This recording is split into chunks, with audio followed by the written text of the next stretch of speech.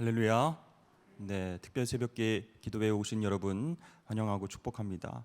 오늘 이제 서신서를 배우게 될 텐데요. 이것이 신약 성경 구조적으로는 마지막 부분이 되겠습니다. 그래서 신약 성경을 복음서, 역사서, 서신서 이렇게 나눴을 때 이제 마지막 부분이 서신서이기 때문에 오늘 내용까지가 이제 신약 성경의 주요 흐름이 완성되는 그런 날이다 생각하시면 되겠습니다. 사실은 우리가 숲을 보고 나무를 봐야지 나무만 보면 전체적인 숲이 어떻게 되어 있는지 알지 못합니다. 그래서 처음에도 말씀드렸다시피 이 신약의 흐름, 메인스트림, 주류가 어떻게 흘러가는가를 딱 잡고 나서 세세한 부분으로 들어가야 우리가 말씀을 읽을 때 도움이 되겠다라고 그렇게 이야기를 했습니다. 그래서 여러분 2주 동안 각 주제에 대해서 공부를 하시고 통독 범위에 대해서도 말씀을 드렸습니다. 그리고 자료들도 좀 나눠드렸습니다.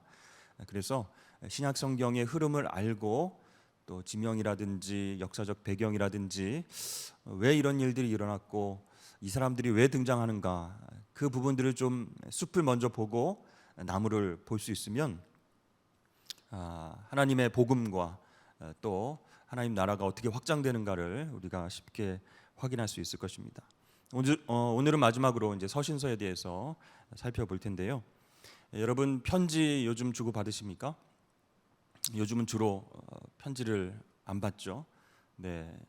예전에는 이제 그 이메일로도 많이 소식들을 주고 받았는데 이메일도 요즘은 잘 안 합니다. SNS, 인스타에 뭐 DM 해가지고 다이렉트로 문자 메시지가 오는 것들을 요즘 받기도 하고 그렇습니다. 그래서 편리해지고 빨라지고 그러긴 했는데 손편지에 담긴 그런 추억들과 감동들은 조금씩 이제 잊혀지는 것 같아요. 제 인생에 있어서 편지들을 이제 받은 또 쓴 경우도 있는데 기억나는 게 몇 가지가 있습니다. 초등학교 6학년 때 학기 초에 담임 선생님께서 자기가 안고 싶은 사람과 앉아야 된다. 짝을 너희들끼리 정해서 그렇게 앉아라. 서로 좋아하는 사람끼리 앉아라 이렇게 한 거예요. 그때만 해도 이제 60명이 반 친구들이 넘었기 때문에 또 성비도 거의 50대 50이었습니다. 그러니까 이제 좋아하는 사람에게 서로 고백을 하고 호감이 있는 사람하고 너 나랑 짝할래? 이렇게 해가지고 앉는 거예요. 근데 저는 어떻게 했습니까, 여러분? 너무 조용하고 내성적이고 얌전하고 그래서 이게 먼저 얘기를 못 하는 거예요. 그러니까 이제 여자 친구들이 서로 같이 앉자, 짝하자. 네. 여러분 한 반만 믿으시면 되겠습니다. 근데 이제 어떻게 해서 이제 짝이 됐어요. 근데 선생님께서 이제 다 됐네 하면서 내일까지 짝에게 편지를 써와라. 우리 좋아하는 사람끼리 앉았으니 앞으로 잘 지내보자 하고 정성을 담아서 장난치지 말고 손편지를 써서 그렇게 서로에게 건네주라 이렇게 숙제를 내주셨어요. 근데 뭐 쓸 말이 없는 거예요. 네, 어떻게 해야 되지? 내가 널 좋아해 뭐 이렇게 할 수도 없고 그 친구가 나보고 먼저 앉자고 그래가지고 그래 뭐 이렇게 앉자 이렇게 했는데 무슨 편지를 씁니까? 고민하다가 이제 몇 줄을 썼어요. 잘 지내보자, 뭐 싸우지 말자, 뭐 이렇게 저는 썼어요. 근데 그 다음 날 이제 짝꿍이 된 친구가 이제 초콜릿하고 편지를 딱 저한테 주는 겁니다. 초등학교 6학년 때 얼마나 가슴이 뛰던지요. 이게 바로 사랑인가 하면서 네. 근데 그 초콜릿이 그 당시에 유행했던 투유 초콜릿 여러분 기억나십니까? 네, 초콜릿 겉표지에 뭐 나는 너를 좋아해, 뭐 너를 사랑해, 뭐 이런 메시지가 있는 초콜릿이요. 나는 너를 좋아해 하는 초콜릿과 더불어서 편지를 딱 받았는데요. 막 심장이 뛰는 거예요. 제가 나를 좋아했구나, 막 이러면서. 네. 그렇게 이제 좋은 시절이 다 갔습니다, 여러분. 6개월 되니까 짝 바꾸자 이렇게 선생님이 그러셔가지고. 네. 두 번째는 이제 군대에 있을 때 위문 편지가 왔어요. 근데 뭐 저에게 직접 온 건 아니지만 이렇게 한 사람씩 제 매칭해서 자 하면서 나눠주는 거예요. 꼭 답장을 줘야 된다. 왜냐하면 고등학교에서 그 학생들이 국군 아저씨께 하고 편지를 보냈으니까 꼭 답장을 적어줘야 된다. 그래가지고 순진하고 착하고 여리고 그런 마음을 가진 저는 그대로 이제 편지를 받은 대로 답장을 써줬습니다. 근데 상대가 누구였냐면 고등학교 1학년 여자 아이였어요. 근데 군인 아저씨가 이제 답장을 보내오니까 너무 신기하고 좋았던지 그 다음부터 계속 편지를 보내는 거예요. 자기 사진도 보내고 뭐 친구랑 뭐 어떻게 지냈다는 얘기도 하고 공부할 때 힘들다는 얘기도 하고 점점 부담스러워지는 거예요. 자기 막 큰 얼굴 사진도 보내고 하트 막 그려서 보내고 막 이게 너무 힘들겠다 싶어가지고 제대를 한 것처럼 꾸며서 제 인생에 있어서 가장 좋았던 이제 편지는 우리 아내와의 연애 편지. 제가 이제 만난 지 6개월 만에 결혼을 했거든요. 그러니까 이제 그 기간 동안 얼마나 뜨겁습니까? 그래가지고 막 연애 편지를 서로 주고받고, 이메일도 줬지만 손편지가 얼마나 그게 정성이 많이 들어가 있습니까? 그래서 이제 결혼 10년 지나고 15년 지나고 계속 시간이 지나고 나서 이제 모아둔 게 있어요. 연애 편지를. 지금 보면요, 손발이 막 이렇게 오그라들어서 우리가 어떻게 이렇게 얘기를 했던가, 우리가 어떻게 이런 편지를 주고받았던가, 신기하지 이상하지 그랬더니 쫓겨날 뻔했습니다. 여러분 조심하셔야 됩니다. 여러분 신약 성경의 서신서, 초대교회와 목회자에게 사도 바울이 편지를 썼죠. 근데 이 서신서는요, 불신자를 전도하기 위해서가 아니었습니다. 목적은 뭐죠? 예수 믿는 성도들을 위해서 쓰여진 것이 바로 성경에 나오는 서신서입니다. 그러니까 사복음서가 예수가 구원의 유일한 길임을 선포하는 그런 내용이라면, 예수 믿고 구원을 받아야 된다라고 하는 그 복음의 이야기가 바로 사복음서라면, 서신서는 예수 믿고 구원받은 성도가 어떻게 신앙생활하고 살아가야 하는가, 그것을 가르쳐주고 있는 것이죠. 우리는 세상과 구별된 거룩한 하나님의 백성이다. 고난과 어려움이 있을지라도 믿음으로 이겨내고 이렇게 살아가야 한다라고 보여주는 것이 바로 서신서입니다.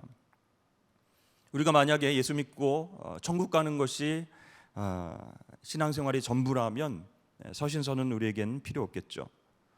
그러나 이 서신서는 이 땅 가운데서 고난과 문제와 어려움과 고통 가운데서도 우리 하나님의 자녀들이, 예수 믿는 주님의 백성들이 어떻게 신앙생활을 해나가고 승리하는지를 보여주는 귀한 서신이라고 할 수 있습니다.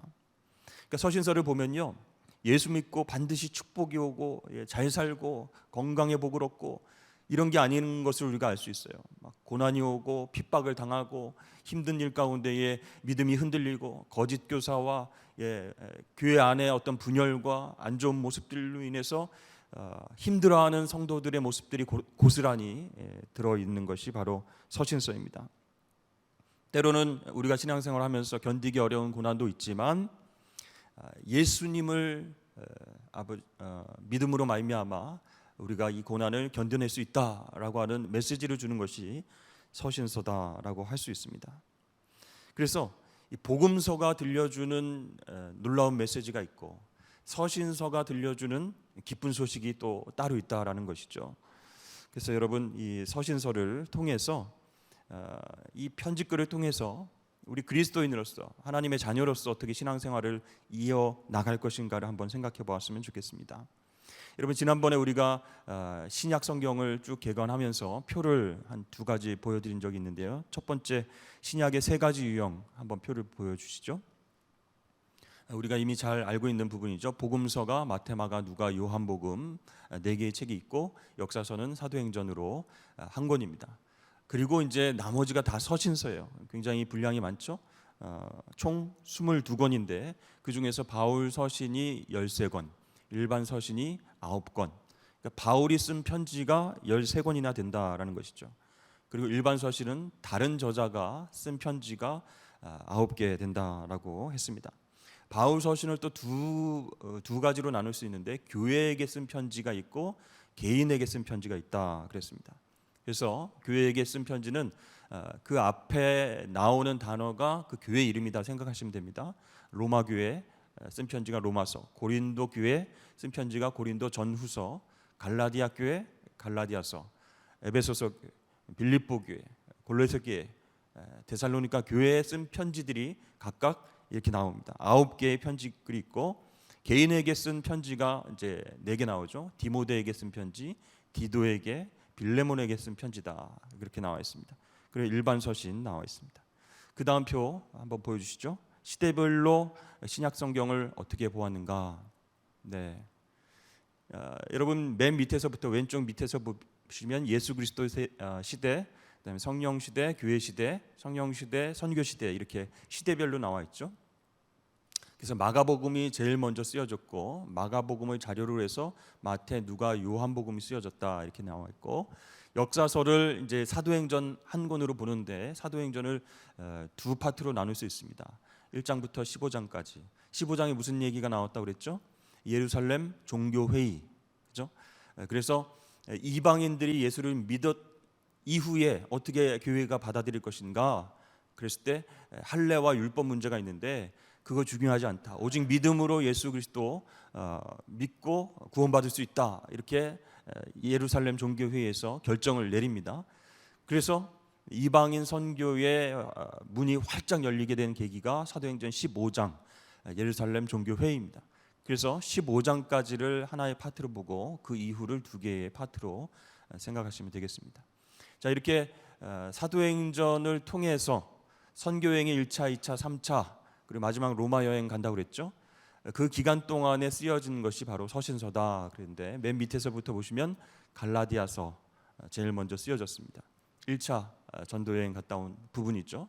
데살로니가, 고린도전후서, 로마서, 옥중서신, 목회서신 그렇게 나가고 있습니다. 네, 여러분 잠깐만 어제 우리 복습을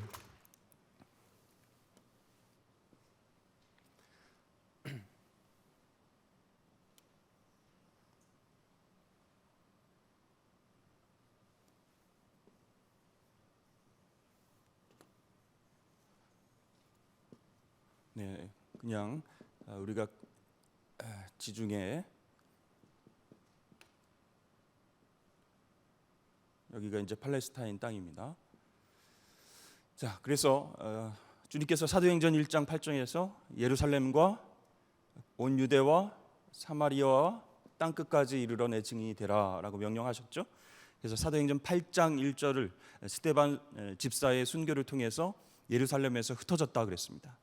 그리고 이 위쪽에 이제 안디옥이 있습니다. 안디옥 교회가 세워진 거죠. 그래서 예루살렘 교회가 사실 유대인들의 어떤 그 신앙이 시작되는 예루살렘 교회가 있다면 이쪽에 수리아 쪽에 있는 안디옥은 이방 선교를 위한 어떤 중요 거점 교회가 안디옥 교회다 그랬습니다. 그래서 여러분 그 1차, 2차, 3차로 사도 바울이 일행들과 함께 선교 여행을 떠나는데 이쪽 지역이 이제 갈라디아 지역이라 이렇게 말씀을 드렸습니다. 그렇죠? 그래서 여기가 이제 1차 이제 선교 여행을 한 지역이 되겠습니다. 그래서 이때는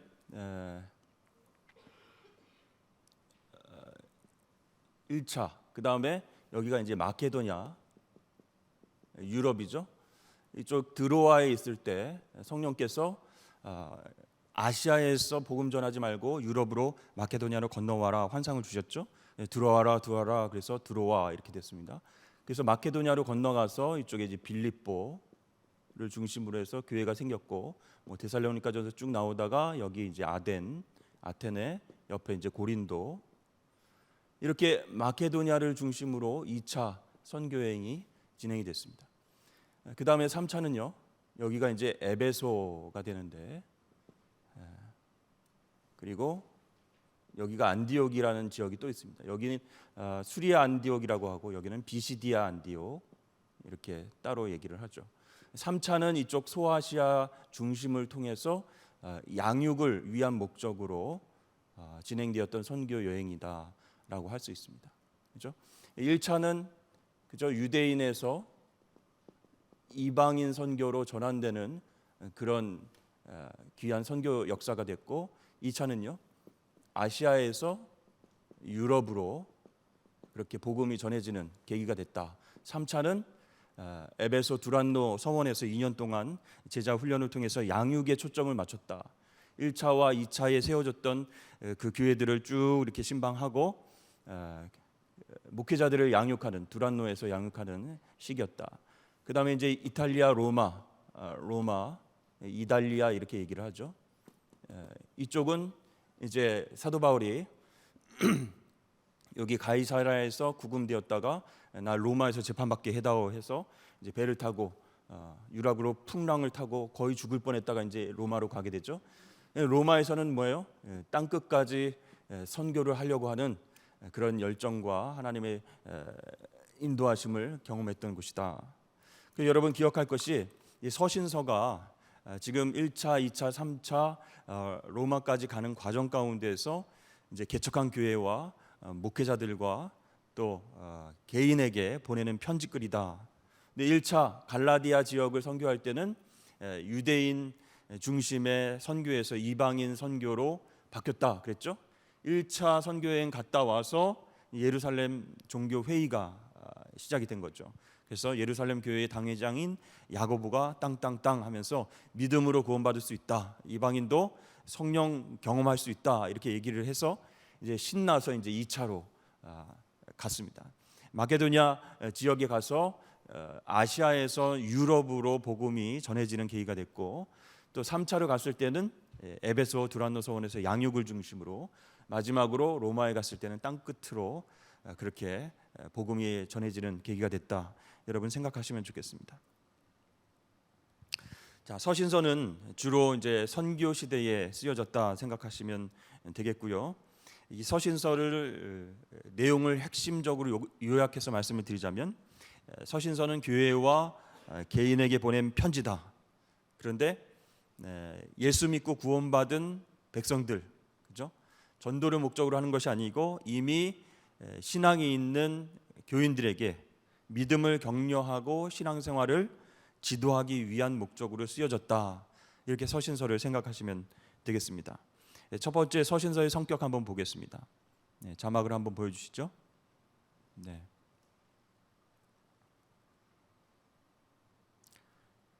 서신서의 성격. 네. 제가 말씀드리겠습니다. 믿음을 격려하고 신앙생활을 지도한다. 서신서는요, 편지글을 보면은 수신자의 모든 구체적인 상황들을 가지고 있는 거예요. 그러니까 편지 받는 사람들이 어떤 상황인지를 편지를 통해서 알 수 있죠. 근데 여기에서 생긴 여러 가지 문제들을 저자가, 편지 쓴 사람이 어떤 신학적인 관점을 가지고 다루고 있습니다. 예를 들어서 바울 서신을 보면, 바울이 쓴 편지를 보면 교회와 개인에게 보냈다고 그랬죠. 근데 그러한 문제들을 어떤 시각으로 접근을 하고 있는가? 바로 하나님의 의, 하나님의 구원, 그 관점에서. 두 번째로 구속과 화해의 관점에서. 세 번째, 이신칭의, 율법이 아니다, 관습이 아니다, 어떤 행위가 아니다, 오직 믿음으로 구원받는다라고 하는 그 자신의 신학적 틀 속에서 여러 가지 문제들을 해결하려고 조언도 하고 또 가르침을 주고 있다라고 하는 것입니다. 자, 아까 우리가 표를 통해서 본 서신서들의 간략한 내용들을 살펴보고 우리가 정리해봤으면 좋겠습니다. 두 번째는 교회에게 보내는 바울 서신입니다. 이것은 지역 교회에 보내는 편지라고 할 수 있는데요. 아까 총 22개의 편지가 있었다 그랬죠. 그 중에서 13개가 사도 바울이 쓴 편지입니다. 그 중에서 이제 9개가 교회에게 보낸 편지다 그랬습니다. 첫 번째로 로마서 하면은 로마 교회의 성도들에게 보낸 편지. 자, 이 로마 교회와 예루살렘 교회에 보낸 편지라고 생각하시면 되는데요. 거기에서 사도 바울 자기 자신을 소개하고 있습니다. 자꾸만 사람들이 너는 예수님의 제자가 아니지 않느냐, 사도가 아니지 않느냐, 무슨 고난으로 우리에게 복음을 전하고 예수님의 가르침을 증거하느냐, 이런 어떤 사도권에 대한 논쟁들이 있었어요. 그때마다 서신서를 통해서 나는 예수 그리스도를 만났다, 부활하신 예수님을 만났다, 그래서 완전히 변화됐고 믿음으로 구원받는 줄을 내가 깨달았다. 이제 이렇게 자신의 사도권을 이야기를 하게 되는 것이죠. 그래서 로마서는 굉장히 중요한 교리가 담겨져 있는 책이다 할 수 있습니다. 어떻게 보면 좀 어려울 수도 있는 부분인데요. 1장부터 8장까지가 이신칭의를 통한 구원의 은혜, 그리고 성도들이 어떻게 성화되어 나가는가를 보여주고 있습니다. 그 다음에 9장부터 11장까지 말씀을 보면 이스라엘의 구원 문제에 대해서 이야기를 하고, 그 다음에 12장부터 15장까지가 성도들은 그러면 어떻게 살 것인가, 교리가 이렇다면 믿음으로 의롭게 된다라고 했다면 이제 구체적으로 어떻게 살아야 할 것인가, 로마서 12장부터 15장까지 이야기하고 있습니다. 그리고 마지막 16장은 인사말로 마무리되고 있죠. 로마서입니다. 이 로마서를 통해서 많은 사람들이 복음이 무엇인가, 예수님께서 왜 우리를 위해서 죽으시고 큰 은혜를 허락하여 주셨는가를 깨닫게 될 수 있는 귀한 편지라고 할 수 있습니다. 기독교의 기본 교리가 많이 들어가 있는 그런 편지다 할 수 있습니다. 두 번째는 이제 갈라디아서. 여러분, 갈라디아 지역에 1차로 선교여행 갔다고 얘기를 했죠. 여기서도 유대교사들, 율법교사들이 복음을 전해 듣고는 이거 아닌 것 같다라고 얘기를 하는 거죠. 그래서 다른 복음들을 얘기를 합니다. 사도 바울이 이야기한 진짜 복음이 아니라 다른 복음을 이야기하는 거예요. 거짓 교사들, 유대교사들, 율법주의자들이. 그래서 반박을 하는 거예요. 다른 복음은 없다. 오직 예수의 이름으로만 우리가 구원받을 수 있다. 율법의 행위가 아니다. 이거를 강조하는 거예요. 그래서 갈라디아서 2장 16절 말씀에 보면 사람이 의롭게 되는 것은 율법의 행위로 말미암음이 아니요 오직 예수 그리스도를 믿음으로 말미암은 줄 너희가 알아야 된다라고 강조를 하고 있습니다. 그리고 갈라디아서 5장에 보면 유명한 우리 육체의 소욕과 성령의 소욕 이야기가 나오죠. 그래서 육체의 소욕을 따르는 사람들은 뭔가 율법을 지키고 좀 하나님 위해서 많은 일들을 해야 구원받을 것으로 생각한다는 거예요. 그러나 그게 아니다. 육체의 소욕을 따르면 구원이 없다. 성령의 소욕을 따라 생활해야 된다라고 갈라디아서 5장에서 이야기를 하고 있습니다. 그 다음에 여러분, 우리가 지도상으로 보면 마케도냐 그 끝부분에 보면 아덴과 고린도라고 하는 도시가 있죠. 아테네 옆에 바로 고린도라고 하는 도시가 있는데 큰 상업도시, 무역도시였습니다. 그러니까 뭐 사람들이 외국에서 많이 왔다 갔다 하고 무역이 활발하게, 또 이방인들도 활발하게 왔다 갔다 하는 그런 도시였기 때문에 여러 가지 문제들이 있었습니다. 특별히 이제 우상 숭배의 문제, 간음의 문제, 음행의 문제, 또 분쟁하고 소송하는 문제, 또 은사를 받았는데 그 은사를 남용하는 그런 문제들이 있고, 부활이 있느냐 없느냐 서로 싸우는 문제들, 그 다음에 세례는 어떻고 성찬은 어떻게 받아야 되느냐, 또 하나님 주신 은사 중에서 어떤 게 제일 소중하느냐, 뭐 여러 가지 문제들이 고린도 교회 안에 있었습니다. 그러니까 고린도 교회 얘기만 들으면 사도 바울이 막 골치가 지끈지끈 아픈 거예요. 너무나 많은 문제들이 있어서 그래서 고린도 전서, 고린도 후서 이렇게 편지를 두 번이나 쓰게 되는 것이죠. 그래서 사랑이 제일이다. 믿음, 소망, 사랑 중에 너희가 사랑을 가지고 방언의 은사가 있으면 뭘 하냐. 사랑이 있어야, 그 영혼을 사랑하는 마음이 있어야 그렇게 우리는 신앙생활을 할 수 있다. 그렇게 이야기를 하고 있죠. 고린도 교회의 여러 가지 문제들 중에서는 또한 분파 문제가 있었습니다. 나는 개밥하다. 베드로가 전해준 복음을 우리는 믿고 따라야 된다. 이렇게 얘기하는 개밥파, 또 아볼로파, 또 바울파, 이렇게 또 하나의 복음을 들었으면서도 그것을 전해준 사람, 그 사람을 따르자라고 하는 움직임 때문에 골치가 아팠어요. 이러한 여러 가지 계파와 또 여러 가지 신앙생활할 때의 음행과 분쟁과 간음과 부활과 여러 가지 문제들을 하나하나씩 사도 바울이 설명해주고 있는 편지가 고린도 전서, 고린도 후서다라고 할 수 있습니다.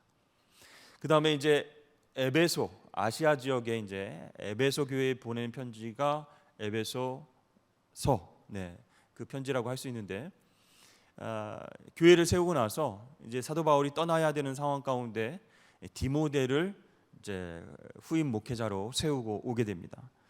그러니까 이 디모데에게 사실은 여러 가지 이제 목회에 대한 이야기들도 하고 또 어떻게 우리 성도들을 섬길 것인가 이야기를 개인적으로 했지만 에베소서를 통해서는 교회가 과연 어떤 곳인가 이 교회론에 대해서 중점적으로 쓰고 있어요. 우리가 교회 시대 하면서도 에베소서 말씀을 잠깐 읽었죠. 만유를 복종케 하시고 하나 되게 하시는 성령님. 그래서 부활 승천하신 예수님이 어디 계세요? 하나님 보좌 우편에 앉으시면서 만물을 발 아래 다스리고 계시고 교회의 머리가 되신다 그랬습니다. 그리고 교회는 주님의 몸이다 그렇게 얘기를 하고 있죠. 그러니까 이 에베소서를 읽으면 교회가 어떤 곳이구나라는 것을 우리가 잘 알게 됩니다. 술 취하지 말라 이는 방탕한 것이니 오직 성령 충만함을 받으라 에베소서 5장에서 그렇게 말씀한 다음에 6장부터는 이제 영적 전쟁에 대해서 영적인 갑옷을 우리가 어떻게 입고 마귀 사탄의 어떤 유혹에 어떻게 싸워야 될지 그것을 이야기하고 있죠. 이 에베소서 옥중서신입니다. 감옥에서 쓴 편지다라는 것이죠. 에베소서는 뭐다? 여러분 교회론에 대해서 우리가 알 수 있는 책이다, 편지다라고 생각하시면 되겠습니다. 그 다음에 이제 빌립보서 위치가 어느 정도 되는지 아시겠죠? 마케도냐, 그죠? 유럽 지역으로 건너와라 환상 가운데 사도 바울이 건너가서 이제 빌립보에서 자주장사 루디아를 만나서 세워진 교회가 빌립보 교회입니다. 이 빌립보 교회를 향한 메시지는 뭐죠? 여러분 별명이 있는데 빌립보서는 기쁨의 서신이다. 그렇죠? 어떤 상황 가운데서도 기뻐하라. 항상 기뻐하라. 내가 다시 말하노니 기뻐하라. 근데 이 빌립보서를 쓴 것도 바로 감옥 안에서 쓴 거예요. 옥중서신, 이 빌립보서도 그렇습니다. 그러니까 어떻게 감옥 안에서 자기가 자유하지도 못한데 빌립보 교인들에게 기뻐하라 할 수 있는가? 그것은 그냥 힘들고 어려운 일인데 웃어라, 기뻐하라 그게 아니라 주 안에서 항상 기뻐하라. 예수님 안에서 생활하는 것이 얼마나 가치 있는 것인지 너희들이 깨달아야 된다. 그렇게 편지를 쓴 것이 빌립보서.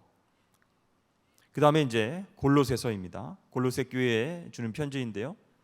여기서는 이단의 문제가 굉장히 힘들었습니다. 이 이단에 대해서 처방을 내리는데 유일한 처방은 바로 예수 그리스도가 얼마나 우월하신 분인가, 얼마나 최고이신가 이걸 강조하는 거예요. 그래서 예수 그리스도의 우월성을 강조한 편지가 골로새서다 생각하시면 되겠습니다. 그 다음에 데살로니가 전후서 편지가 있는데요. 데살로니가 교회에 보낸 편지죠. 근데 이제 복음을 전해 듣고 예수님이 다시 오실 것이다 이제 그런 기대를 가지고 여러 가지 핍박과 어려움을 이겨내고 있죠 교회들이.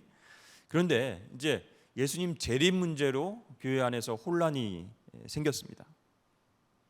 곧 예수님 다시 오실 텐데 부활 승천하신 예수님이 다시 그 모습대로 곧 오실 텐데 우리가 뭐 이렇게 바둥바둥 살 필요가 있느냐? 일도 대충 하고 놀면서 먹으면서 좀 편안하게 살면서 주님 곧 다시 오실 테니까 힘들게 돈 벌고 땀 흘려서 일하고 그게 무슨 의미가 있겠느냐? 뭐 이런 식으로 성도들이 받아들이고 신앙생활을 하고 있었어요. 그래서 사도 바울이 데살로니가 전후서를 통해서 아니다. 이 재림 문제로 인해서 너희들이 인생이 풀어져서는 안 된다. 일하기 싫으면 먹지도 말라. 그렇게 메시지를 보내고 있죠. 우리 성도들이 예수님이 곧 오실 것이라고 해서 범죄하고 마음에 원하는 대로 욕망대로 살고 일도 안 하고 그렇게 한탕주의로 돈을 벌려고 하고 이게 하나님 기뻐하시는 일이 아니라는 것이죠. 교회 안에서도 그런 분위기가 있었다. 그래서 그걸 바로잡기 위해서 데살로니가 전후서를 통해서 사도 바울이 강조를 하고 있습니다. 일하기 싫으면 먹지도 말라 그런 말씀이 있죠. 그다음 세 번째로 개인에게 보내는 편지가 있습니다. 그것은 신앙의 동역자에게 보내는 서신이다. 자, 동역자들에게 보내는 편지이기 때문에 어떤 것들이 있을까요? 목회하면서 힘들고 어려울 때 이제 위로를 주는 거예요. 자기도 이런 고통과 어려움을 경험한 적이 있었다. 죽을 뻔한 적도 있었다. 그러나 힘을 내라. 하나님께서 부활하신 주님께서 너와 함께 하신다. 그렇게 얘기하고 목회적인 어떤 충고와 안내를 가르쳐 주는 것이 바로 개인에게 보낸 바울 서신이다. 디모데 전후서 누구에게 보냈을까요? 디모데에게 보낸 편지죠. 동역자 디모데, 후배 목회자죠. 에베소 교회를 이제 목회하고 담당하고 있었습니다. 그러니까 에베소 같은 경우에도요, 달을 숭상하는 그런 사람들의 모임이 있었고, 아데미 신전이 크게 있었고, 그러니까 굉장히 이제 힘들고 어려운 상황 속에서 목회를 하고 있는 거예요. 아들과 같은 목회자, 정말 젊은 목회자 디모데를 격려하고 목회적인 충고를 하고 있습니다. 그게 이제 디모데 전후서라고 할 수 있죠. 디모데 전서를 보면 목회적인 이제 필요한 덕목들, 교훈들, 또 장로, 집사 그분들의 자격 조건은 어떻게 되는가 이렇게 얘기를 하고 있고, 디모데 후서를 보면 교회 관리, 목회 관리를 어떻게 해야 된다, 행동 지침에 대해서 늘 겸손해야 된다 이렇게 얘기를 하고 유언과 같은 고백을 하고 있어요. 사도 바울이 이제 곧 죽음이 앞에 있으니까 빨리 와서 나를 만나라. 내가 너가 보고 싶다. 이렇게 그런 절절한 마음으로 쓰는 편지가 디모데 후서 편지라고 할 수 있습니다. 그 다음에 이제 디도서는 그레데 섬, 그리스 크레타 섬이 있죠. 그 그레데 섬에 있는 동역자들에게 보내는 편지가 디도서다. 여기서도 교회의 역할과 지도자의 책임에 대해서 이야기를 하고 있습니다. 그 다음에 이제 빌레몬서는 도망 노예가 있어요. 오네시모라고 하는. 근데 이 도망한 노예를 내가 데리고 있다 보니까 회심하고 정말 예수님께 순종하면서 살아가는 사람으로 변했다라는 거예요. 그래서 이 도망한 노예 오네시모를 주인에게, 누구한테? 빌레몬이죠. 그래서 빌레몬서죠. 빌레몬에게 다시 도망간 노예 오네시모를 보내면서 쓴 편지다. 이 빌레몬서다 할 수 있습니다. 여기도 이제 옥중 서신입니다. 자, 이렇게 사도 바울이 교회를 위해서 쓴 편지, 또 개인에게 쓴 편지 굉장히 많이 있습니다. 그래서 서신서는 아까 뭐라고 그랬어요? 예수 믿고 구원받아라 그런 메시지가 아니라 이미 예수 믿고 구원받은 성도들이 어떻게 살아가야 할 것인가, 교회 안에 여러 가지 문제들, 개인적인 신앙의 문제들을 어떻게 풀 수 있을 것인가를 가르쳐주고 조언하는 그런 메시지를 담은 것이 서신서다 말씀드렸어요. 자, 네 번째로 이제 일반 서신입니다. 일반 서신은 여러 명의 저자가 여러 명의 수신자들에게 보내는 편지다라고 할 수 있습니다. 자, 히브리서는 여러분 딱 떠오르는 게 어떤 내용이 있습니까? 히브리서 11장이 믿음장 그렇게 됐죠. 그래서 막 위에 이제 조상들로부터 믿음을 갖고 어떻게 살아왔는가. 그러면서 12장에 보면은 어떻게 얘기해요? 이러므로 우리에게 구름같이 허다한 증인들이 있으니 하고 작년에 우리의 표가 되었던 믿음의 주여 온전케 하시는 이인 예수를 바라보자. 그러니까 히브리서 11장 믿음장에 대해서 이야기를 하고 12장에 그러므로 믿음의 주인이시요 또 우리를 온전케 하시는 예수 그리스도를 바라봐야 끝까지 경기할 수 있다. 그렇게 얘기를 합니다. 그리고 히브리서는 예수님을 어떻게 소개하냐면 대제사장으로 소개를 합니다. 그래서 구약의 제사 제도 이야기를 하면서 예수님이 대제사장으로서의 역할을 어떻게 하셨는가, 중보자의 역할을 어떻게 하셨는가, 옛날 구약의 제사 제도를 어떻게 마감하시고, 그리고 우리가 제사장이 되어서, 우리가 제물이 되어서 하나님 앞에 직접 나아갈 수 있도록 중간 역할을 예수님이 대제사장으로서 역할을 감당하셨다. 이 이야기가 히브리서에 나오고 있습니다. 그 다음에 여러분 야고보서는 뭐가 생각납니까 여러분? 그냥 믿음만 막 강조하는 어떤 사람들이 보면은 실천이나 행함이 없는 거예요. 그래서 행함이 없는 믿음은 죽은 것이다. 진짜 믿음이 있다면 그것이 행위로 실천으로 나타나야 된다. 이렇게 믿음의 실천을 강조하는 것이 야고보서다 할 수 있습니다. 이제 종교개혁 때 루터는 이신칭이 로마서에 대한 강조를 많이 했죠. 믿음으로 구원받는다. 그렇기 때문에 행함을 강조한 야고보서를 별로 안 좋아했어요. 루터는 이 야고보서를 지푸라기 서신서다, 이렇게 별로 중요하지 않다라고 이야기했지만 여러분, 중요합니다. 그렇죠? 믿음으로 구원받은 우리가 행함으로 그 믿음을 증명할 수 있어야 된다라는 것이 바로 야고보서의 메시지다 할 수 있습니다. 그 다음에 베드로 전서, 베드로 후서 편지가 나오죠. 이 편지글을 읽어보면요, 정말 로마 황제의 박해와 핍박이 얼마나 심각했는지를 알 수 있어요. 그 편지를 받는 수신자들이 고난과 고통과 핍박과 여러 가지 순교의 상황 가운데서 이 믿음을 지켜낼 수 있을까? 계속 예수를 믿어야 되는가? 막 흔들리는 거예요. 그런 상황 가운데서 소망을 갖고 이겨내자. 이게 바로 베드로 전서, 베드로 후서입니다. 베드로라고 하는 예수님의 제자가 너무나 성숙한 모습으로 편지글을 쓰고 있는 것을 보게 됩니다. 처음에는 막 다혈질이고 예수님과 같이 사역할 때는 정말 막 화가 먼저 막 일어나고 주여 막 이렇게 제가 어떻게 하오리까 막 그냥 말고의 귀를 잘라버리고 뭐 이런 베드로가, 그렇죠? 예수님을 3번이나 부인하고 부활하신 예수님을 만나서 회복되고 그리고 여러 가지 사역을 감당하면서 성숙했어요. 그래서 편지를 쓰면서 고통받는 고난받는 성도들에게 믿음으로 이겨냅시다, 소망의 메시지를 주고 있는 것이 베드로 전서, 베드로 후서다. 그 다음에 이제 요한일서, 요한이서, 요한 3서 이렇게 나뉘어져 있는데요. 사도 요한이 쓴 서신서. 자, 요한 1, 2, 3서의 중요한 주제는 무엇일까요, 여러분? 사랑, 하나님의 사랑에 대해서. 예수님의 사랑을 제일 많이 받은 요한 아니겠습니까? 예수님 곁에서 이렇게 누워서 식사 자리 때 계속 이렇게 옆에서 누워서 대화하면서 주님의 사랑을 독차지했던 그 제자가 바로 요한이죠. 그래서 하나님과의 참된 교제, 사랑의 중요성에 대해서 이야기를 하고 있는데요. 그 당시에 영지주의자, 거짓 교사, 그들에 대한 경고를 쓰고 있습니다. 특별히 요한 3서에서는 가이오에게 보내는 편지다 이렇게 나와 있죠. 삼박자 구원, 그렇게 여러분 생각하고 계시죠? 사랑하는 자여, 내 영원히 잘됨 같이 내가 범사에 잘되고 강건하기를 원하노라.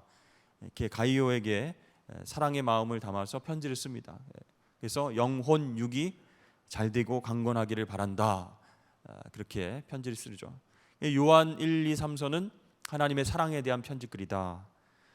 그 다음에 이제 유다서는요, 예수님의 형제 야고보의 동생 유다에 대해서,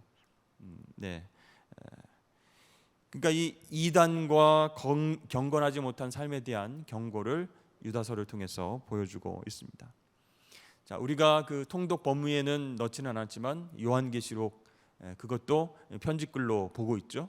왜냐하면 요한계시록 앞부분에 보면은 7개 교회에 보내는 편지 내용이 나오지 않습니까? 그렇죠?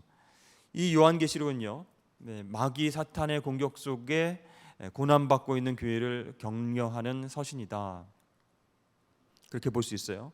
이 사도 요한이 밤모섬에 유배된 이후에 환상을 보게 됩니다. 그래서 하늘에서 드리는 예배가 무엇인지, 정말 고난 가운데 힘들고 지친 성도들이 하늘 천상의 예배를 통해서 어떻게 이 땅에서도 예배드려야 하는지, 그것에 대해서 보여주고 있고요. 황제 숭배를 하는 것이 중요한 게 아니다, 지금 무너져가면 안 된다, 바로 우리가 경배해야 될 대상은 어린 양 대신 예수 그리스도시다, 이렇게 이야기를 하면서 자기가 본 환상을 풀어서 쓴 서신서다 할 수 있어요. 이 요한계시록은요, 악이 아무리 날뛰고 아무리 역사를 해도 이 역사는 하나님의 손 아래에 있다, 그렇죠? 때가 되면 악은 심판을 받고 성도는 구원을 받는다, 참고 인내해야 된다, 그런 내용이 되어 있습니다.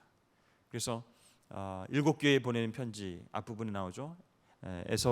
에서버두, 사빌라, 그 7교회에 보내는 편지를 통해서 각 교회에 대해서 칭찬하고 책망하기도 합니다. 그렇죠? 그리고 7인과 7 나팔과 7 대접, 이렇게 7이라고 하는 숫자가 굉장히 7 교회가 나왔죠. 앞에 7인, 7 나팔, 7 대접을 통해서 우리가 무엇을 소망으로 삼고 살아가야 되는가, 고난과 핍박이 있지만 무엇을 바라보며 이겨내야 되는가, 그것을 보여주는 것이 요한계시록이다 할 수 있습니다. 자, 여기까지 여러분 서신서에 대해서 대략적인 설명을 드렸습니다. 그래서 여러분 서신서를 읽을 때 누구에게 보내는 편지구나, 수신자가 누구구나, 누가 썼구나, 발신자가 누구구나, 대충 어떤 것이 핵심 메시지구나라는 것을 생각하시고 서신서를 읽으신다면 복음서하고는 다른 기쁨과 감격이 있을 것입니다. 그래서 이 서신서를 통해서도 하나님 주시는 이 기쁜 소식을 여러분 느끼실 수 있기를 주의 이름으로 축복합니다.